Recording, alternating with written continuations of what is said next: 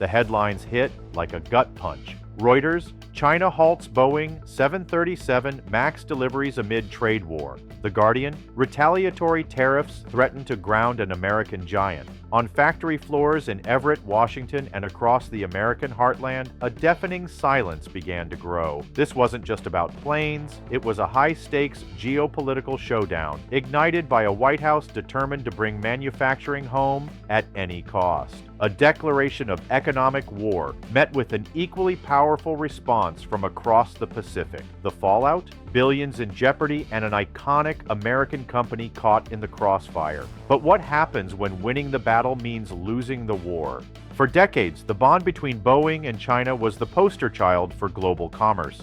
It was a simple, powerful synergy. China, a nation undergoing the most rapid economic expansion in human history, had a voracious appetite for aircraft to connect its sprawling cities. Boeing, the titan of American aviation, was there to supply them. This wasn't a casual business arrangement, it was the bedrock of Boeing's global strategy. Chinese Airlines became the single largest international customer for the best-selling 737 MAX, at one point representing nearly a quarter of all unfilled orders. Each sale, worth billions, was a victory celebrated not just in Seattle, but in communities across America, where thousands of high-skilled manufacturing jobs depended on this seemingly endless demand.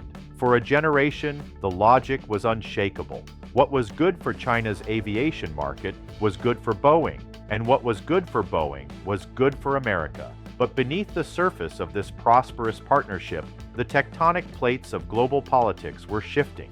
The rumblings began in Washington, fueled by a rising tide of economic nationalism. The narrative of mutual benefit began to fray, replaced by a more confrontational story of unfair trade practices and jobs lost overseas. The America First doctrine, championed by Donald Trump, viewed global supply chains not as engines of efficiency, but as symbols of American decline. Suddenly, Boeing's greatest strength, its deep integration with the world's fastest-growing market, was becoming its greatest vulnerability. The very partnership that had defined its success was about to place it directly in the crosshairs of a brewing economic war. The fracture began not with a subtle crack, but with a political earthquake. From the moment he took office, Donald Trump's presidency was defined by a singular, powerful promise: to rewrite the rules of global trade. The target was clear: a world order that, in his view, had systematically disadvantaged the American worker. His philosophy was a sledgehammer in a world of diplomatic scalpels. The intricate web of global supply chains, once hailed as a triumph of modern capitalism, was now painted as a grand betrayal. For the White House, the decades-long partnership between companies like Boeing and nations like China wasn't a success story. It was Exhibit A in the case against globalization. The core argument, repeated at countless rallies and in a storm of early morning tweets, was brutally simple.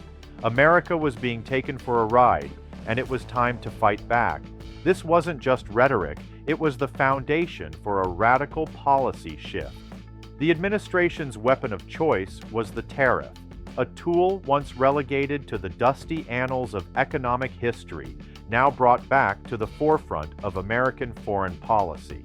The message, directed squarely at China, was unambiguous. The era of unbalanced trade was over. To force the issue, the White House announced a punishing 145% tariff on a vast array of goods, a move designed to inflict maximum economic pain and force Beijing to the negotiating table. The intended effect was to create an economic fortress around the United States. For companies that had built their empires on global manufacturing, the ultimatum was stark, best summarized by Trump himself. You have to make it in America, or you're going to pay a tax. The catastrophic irony for Boeing was that they did make it in America. Their sprawling factories in Everett, Washington, and North Charleston, South Carolina, were monuments to American engineering, employing tens of thousands of skilled American workers. They were, by any measure, a national champion. But the America First doctrine had a critical blind spot. It failed to distinguish between a company's manufacturing base and its customer base. Boeing built its planes in the U.S., but its survival depended on selling them to the world, and no market was more important than China. The administration's policy, designed to protect American industry, had inadvertently placed its premier aerospace manufacturer directly in the line of fire. It handed China the perfect justification to retaliate against a high-profile, politically sensitive American target. In the White House, the move was seen as a necessary shock to the system, a bold gambit to reassert American strength. They fundamentally believed that China, so dependent on Boeing's aircraft, would have no choice but to bend. It was a monumental miscalculation that would soon reverberate from the trading floors of Wall Street to the now silent assembly lines in Seattle. The policy designed to bring production home was about to shut it down. Beijing's response was not the capitulation Washington expected. It was swift, strategic, and devastatingly precise. China understood the game of economic leverage better than anyone. Instead of a broad, scattergun retaliation, they chose their target with surgical care: Boeing. Hitting Boeing wasn't just about economics. It was a powerful political statement. It struck at the heart of American industrial pride, inflicted pain on a key U.S. export sector, and sent a chilling message to every multinational corporation caught between the two superpowers. China's countermove was a masterclass in asymmetrical warfare. First, they matched Washington's aggression with their own, announcing a retaliatory 125% tariff on American-made aircraft and parts. This move alone made future sales nearly impossible, effectively wiping out the financial case for Chinese airlines to buy Boeing. But the real masterstroke went beyond tariffs. China's government issued a direct order to its state-controlled airlines, entities that constitute the entirety of Boeing's Chinese customer base, to do something unprecedented: simply stop accepting deliveries. This was a move that no tariff could replicate. It wasn't a tax, it was a full stop. The logistical and financial consequences for Boeing were immediate and catastrophic. Suddenly, brand new 737 MAX jets, already painted in the liveries of China Southern, Air China, and China Eastern, had nowhere to go. They began to pile up, parked in remote desert airfields in the American West, gleaming billion-dollar monuments to a broken relationship. The imagery was stark and humiliating. In April 2025, the ultimate symbol of this collapse occurred. At least 3 737 MAX jets were physically flown back to the United States from China.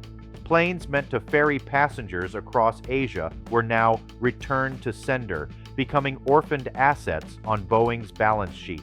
This was a calculated move to inflict maximum pain. Boeing's CEO, Kelly Ortberg, was forced to publicly admit the scale of the damage. He revealed that Chinese airlines were now refusing to take delivery of around 50 completed aircraft, a backlog worth well over $1 billion. The tariffs alone, he projected, could cost the company up to $500 million a year. For China, this was more than just retaliation. It was a strategic pivot. With Boeing sidelined by a crisis of its own government's making, China's airlines began to turn to Boeing's European rival, Airbus. Huge multi-billion-dollar orders that would have once gone to Boeing were now flowing to Toulouse, France. Beijing was demonstrating that it had other options. It no longer needed America as much as America, and specifically American companies like Boeing, needed it. The message was clear: if you want to treat us as an adversary, we will act like one.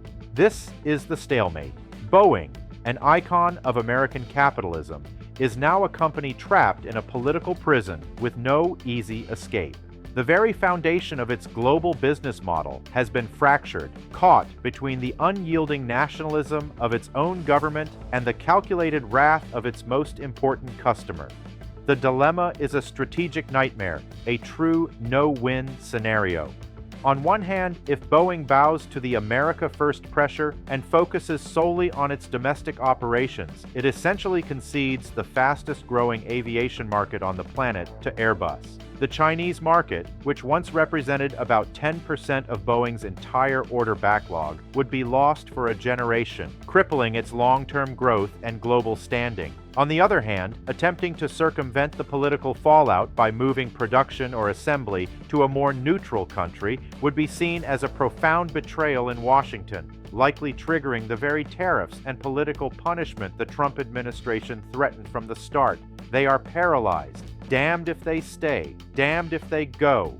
The immediate result is a frantic scramble for survival. As CEO Kelly Ortberg has made clear, Boeing is now desperately trying to remarket the orphaned jets intended for China, pushing them onto other carriers in India, Southeast Asia, and the Middle East. They are trying to plug a gaping wound with a Band-Aid, all while trying to convince the FAA to let them ramp up production for other customers. It's a strategy born of desperation, an attempt to outrun a political storm that threatens to tear the company apart. On the surface, Boeing's financial reports tell a confounding story. In the second quarter of 2025, revenue surged an impressive 35% to $22.75 billion, a figure that would normally signal a roaring success. But behind that headline number lies a much darker reality. The company was still bleeding money, posting a staggering net loss of $612 million for the quarter. This is the paradoxical cost of the trade war. Boeing is working harder than ever, building more planes, yet sinking deeper into financial distress.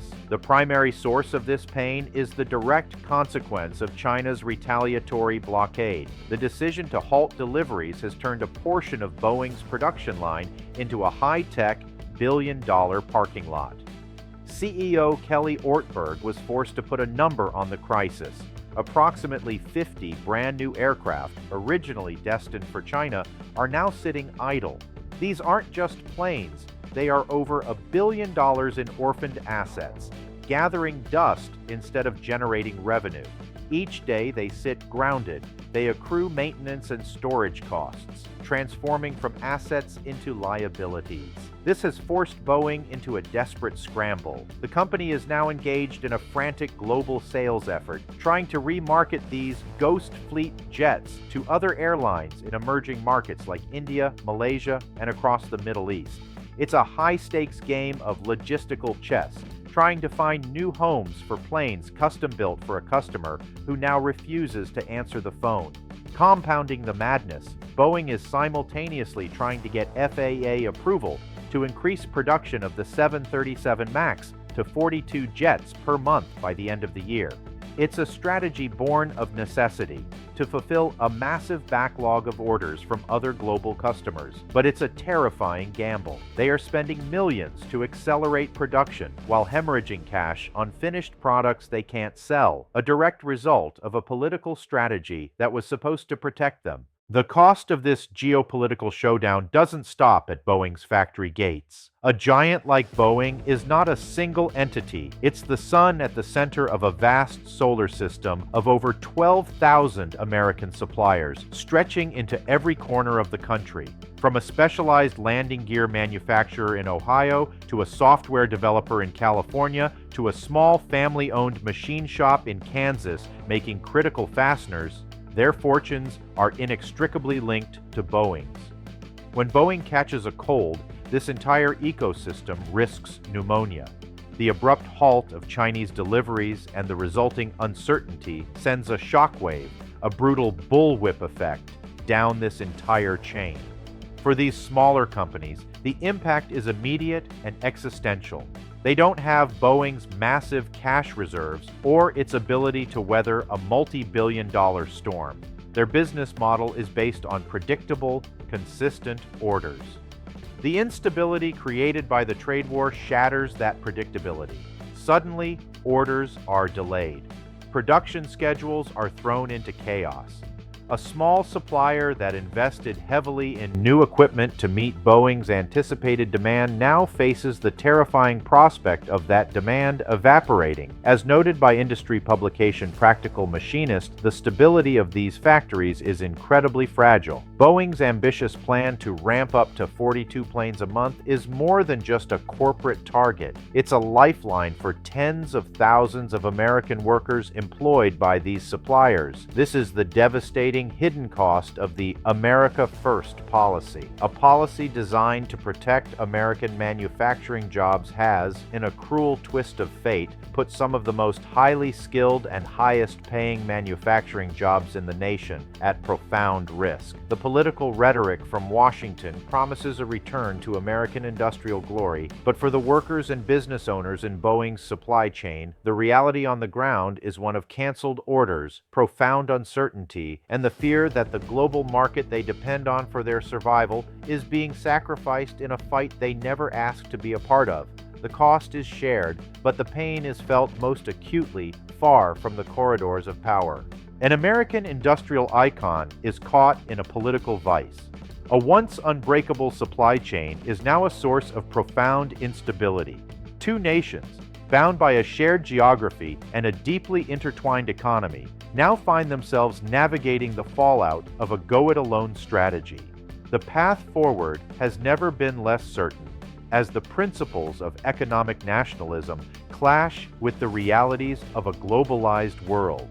The ultimate price is still being calculated, paid for not just by corporations, but by workers and consumers on both sides of the border. In the race to define the future, will North America win together, or will both sides lose while trying to go it alone? Are you American or Canadian? Share your story and your perspective in the comments below.